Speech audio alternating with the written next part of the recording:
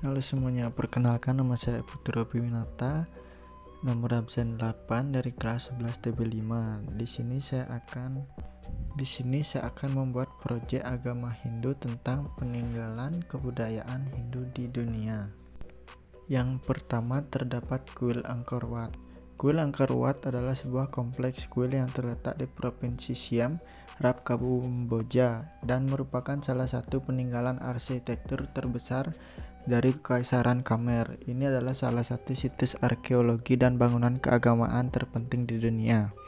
Angkor Wat dibangun pada abad ke-12 oleh Raja Khmer Suryawarman kedua, yang memerintah dari sekitar tahun 1113 hingga 1150 Masehi. Awalnya dibangun sebagai kuil Hindu untuk menghormati Dewa Wisnu, tetapi kemudian diubah menjadi kuil Buddha pada abad ke-14. Upaya melestarikannya telah menjadi fokus penting bagi pemerintah Kamboja dan organ internasional, di antaranya restorasi oleh UNESCO dan pembatasan pengunjung oleh pemerintah setempat untuk menjaga kestabilan tempat tersebut. Kemudian contoh upaya melestarikannya adalah proyek restorasi besar, pendidikan dan sosialisasi. Program-program pendidikan dan kesadaran masyarakat diberlakukan untuk meningkatkan pemahaman tentang nilai sejarah, budaya, dan keagamaan Angkor Wat. Ini termasuk tur edukatif, seminar, dan kampanye publik yang menjangkau masyarakat lokal dan pengunjung. Selanjutnya adalah Candi Prambanan. Candi Prambanan adalah kompleks candi Hindu yang terletak di Yogyakarta, Jawa Tengah, Indonesia. Ini adalah salah satu situs arkeologi terbesar dan paling penting di Indonesia dan dianggap sebagai contoh utama arsitektur Hindu klasik di Asia Tenggara. Candi Prambanan ini dibangun pada abad ke-9. Candi ini didedikasikan untuk Siwa, salah satu dari 3 dewa utama dalam agama Hindu. Selain Candi Siwa, terdapat juga candi-candi yang didedikasikan untuk dewa-dewi Hindu lainnya seperti Candi Brahmana dan Candi Wisnu. Upaya pelestarian Candi Prambanan telah menjadi prioritas bagi pemerintah Indonesia dan berbagai lembaga pelestarian budaya. Yang diantaranya adalah konservasi oleh BPCB atau Balai Pelestarian Cagar Budaya, adalah lembaga di Indonesia yang bertanggung jawab atas pelestarian, pelindungan, dan pengelolaan cagar budaya di tingkat regional atau provinsi, dan juga bantuan oleh UNESCO. Contoh upaya melestarikan adalah program pendidikan, tata kelola pariwisata berkelanjutan. Program pendidikan dimaksudkan untuk kesadaran masyarakat akan nilai sejarah, budaya, dan keagamaan dari Candi Prambanan tersebut. Kemudian yang ketiga adalah Brihadeswarar Temple. Adalah sebuah kuil Hindu yang terletak di Tanjavur atau Tanjore, Tamil Nadu, India. Ini adalah salah satu kuil Hindu terbesar di India Selatan dan salah satu contoh paling menonjol dari arsitektur Chola. Kuil Brihadeswarar didirikan oleh Raja Chola I pada awal abad ke-10. Kuil ini didedikasikan untuk Dewa Siwa dengan nama Brihadeswarar yang berarti Dewa Agung. Kuil ini memiliki beberapa fitur arsitektur yang mencolok, termasuk gopuram, gerbang candi yang megah, lingam atau simbol Siwa yang sangat besar, dan wimana, menara kuil utama yang menjulang tinggi. Upaya pelestarian oleh konservasi arsitektur, struktur atau benda-benda budaya seperti Brihadeswarar Temple bisa melibatkan metode konservasi ASI atau analisis, stabilisasi, dan intervensi.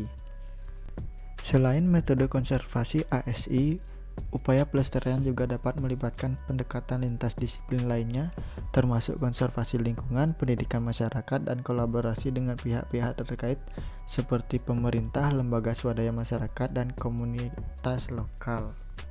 Dan juga contoh upaya melestarikannya adalah restorasi struktur dan juga teknologi perlindungan lingkungan. Kemudian yang keempat ada Kuil Bujang Valley. Kuil Bujang Valley adalah sebuah situs arkeologi yang terletak di Kedah, Malaysia. Situs ini merupakan kompleks kuil kuno yang diyakini berasal dari periode kerajaan Hindu-Buddha di wilayah tersebut, yang berlangsung sekitar abad ke-4 hingga ke-14 Masehi. Fungsi dari kuil Bujang Valley adalah sebagai pusat keagamaan dan perdagangan pada masa kerajaan Hindu-Buddha. Upaya melestarikannya adalah Kuil Buja Valley telah dilakukan untuk memastikan bahwa warisan budaya berharga ini tetap terjaga dan dapat dinikmati oleh generasi mendatang. Contoh upaya melestarikannya adalah penelitian dan pemeliharaan arkeologi, pendidikan dan kesadaran masyarakat, dan pengembangan pariwisata berkelanjutan. Kemudian yang terakhir atau nomor 5, karya sastra Mahabharata dan Ramayana. Karya sastra klasik yang sangat penting dalam tradisi sastra India. Kedua epik ini memiliki nilai sejarah, budaya, dan religius yang sangat tinggi dan telah mempengaruhi banyak aspek kehidupan dan kebudayaan di India dan di seluruh dunia. Epos Mahabharata adalah salah satu epos terpanjang di dunia, terdiri dari lebih dari 100.000 sloka dan dikaitkan dengan penyair Vyasa. Kisah Mahabharata mencakup berbagai tema termasuk perseteruan antara dua kelompok saudara Pandawa dan Kaurawa, serta petualangan, kehormatan, cinta, dan filsafat. Kemudian, epos Ramayana dikaitkan dengan penyair Valmiki, menceritakan kisah Rama, seorang pangeran yang diusir ke hutan bersama istri Sita dan saudara laki-lakinya Laksmana. Kisah ini mengikuti petualangan Rama dalam pencarian Sita yang diculik oleh Rahwana, Raja Lanka yang jahat. Ramayana mengangkat tema-tema seperti kebajikan, pengabdian, kesetiaan, pengorbanan, serta konflik antara kebaikan dan kejahatan. Kedua epos ini tidak hanya merupakan karya sastra, tetapi juga memiliki nilai religius dan filosofis yang mendalam bagi masyarakat Hindu. Mereka telah menjadi sumber inspirasi bagi seni, teater, musik, dan budaya populer di India dan di seluruh dunia. Baik Mahabharata maupun Ramayana juga memiliki pengaruh yang kuat dalam pengembangan tradisi agama, filsafat, dan moral di India. Fungsinya, epos Hindu besar yang menggambarkan nilai-nilai dan cerita mitologi. Upaya pelestariannya diantaranya terjemahan, publikasi, dan pementasan teater.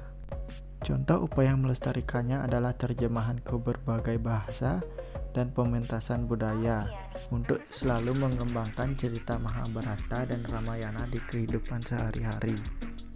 Sekian yang saya dapat katakan. Bila ada tutur kata dan kesalahan kata mohon dimaklumi. Terima kasih.